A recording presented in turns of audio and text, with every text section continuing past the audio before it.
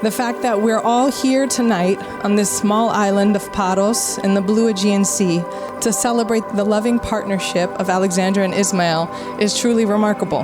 I remember Ysmael from Teaneck High as a tall, friendly guy who'd light up the hallways. A gentleman. He looked like he could be the president. And Alex is your perfect first lady. Actually, she's the president. You know, let's be real. The point is, you two look so good together. Ysmael, thank you for loving Alex the way she deserves to be loved. Your tenderness and your thoughtfulness for Alexandra has melted all of our hearts.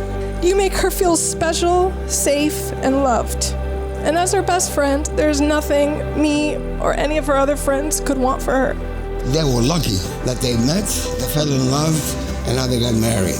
They're the most wonderful people. We love them, and we will love them even more when they give us a little girl.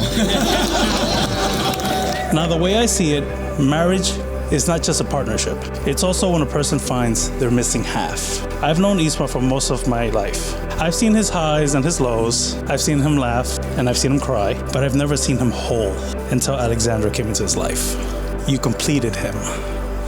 I can see it in his eyes. Love doesn't lie.